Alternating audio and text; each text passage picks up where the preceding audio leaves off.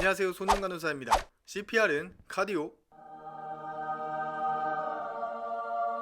심폐소생 수련은 흉부 압박, 산소 공급, 리듬 분석, 전기 충격, 약물 주입 등 여러가지 치료가 집약되어 있으며 수많은 의료진들이 달라붙게 되어 졸지의 난장판이 될 수도 있습니다. 이를 해결하기 위해 요약하면 미국 심장협회의 CPR 알고리즘만 알면 CPR에 대처할 수 있습니다. 바로 시작합니다.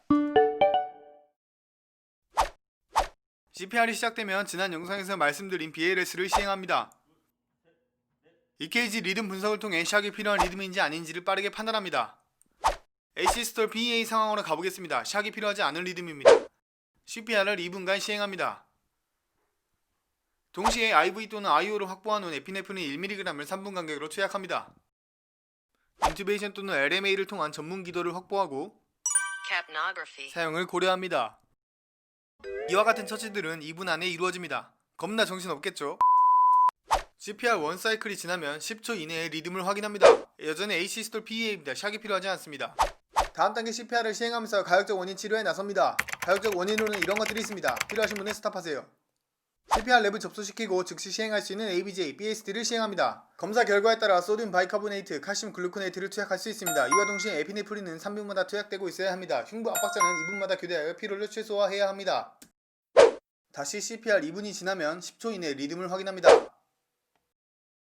AC스톨 PEA가 지속되며 ROCC가 없다면 CPR 2분, 리듬 확인, CPR 2분, 리듬 확인, CPR 2분, 리듬 확인.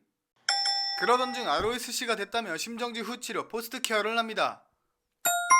ROSC는 블러드 프레셔, 펄스, ETCO2, A라인 웨이브를 통해 감별합니다. 반면 리듬 분석 시 VP, 펄스레스 VT과 같은 샤커블 리듬을 보인다면 데피브릴레이션을 시행합니다.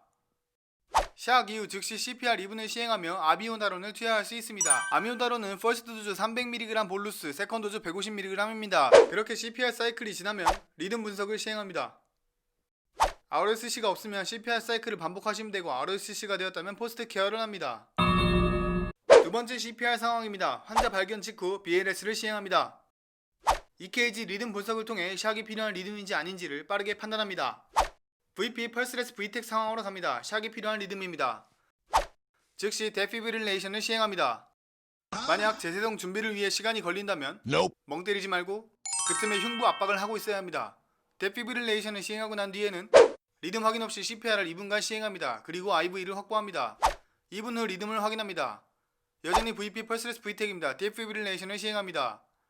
샥 이후 즉시 CPR 2분을 시행합니다. 두 번의 샥을 준 이후에는 에피네프린 1mg을 3분 간격으로 투약합니다. 인투베이션 또는 LMA를 통한 전문 기도를 확보하고 카프노그라피의 사용을 고려합니다. 2분 후 리듬을 확인합니다. VP 펄스레스 VTEC이 계속됩니다. 데피브릴레이션을 시행합니다. 샥 이후 즉시 CPR 2분을 시행합니다. 아미오다론을 투여하고 가역적 원인을 치료합니다. 2분 후 리듬을 확인합니다.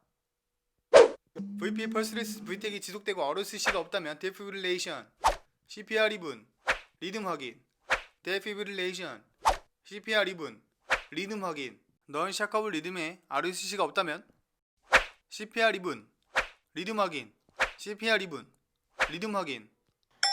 그러던 중 ROCC가 됐다면 포스트 케어를 합니다.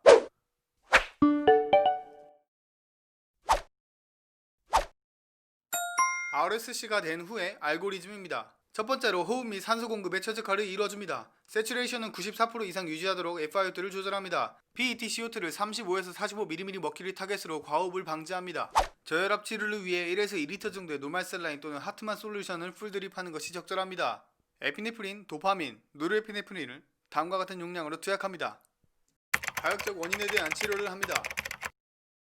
11ED EKG 검사를 통해 스테미 또는 AMI 여부를 감별합니다. 이의 경우 코로나리 리퍼퓨전을 위해 혈관 조영실을 어레인지합니다. 스테미 AMI가 아닌 경우에는 환자의 이식 여부에 따라서 TTM을 시행하거나 ICU로 이송하여 케어합니다.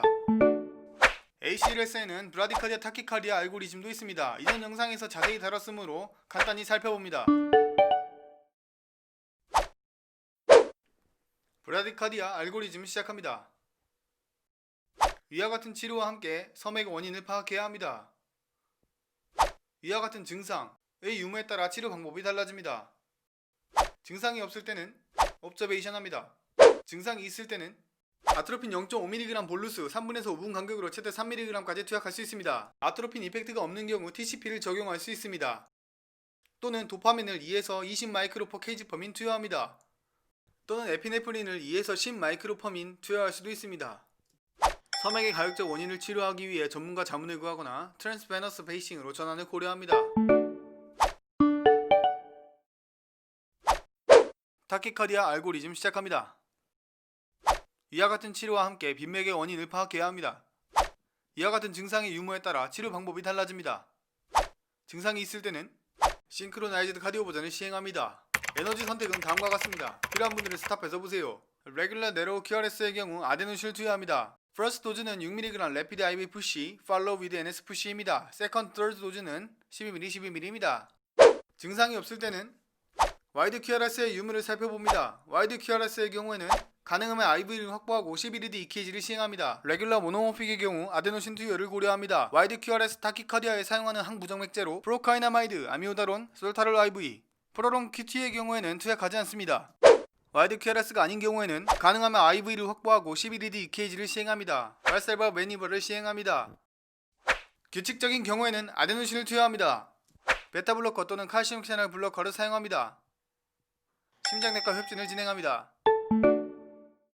ACLS, 카디아고 레스트 포스트 케어, 브라디카디아 타키카디아 여기까지 해서 모두 끝!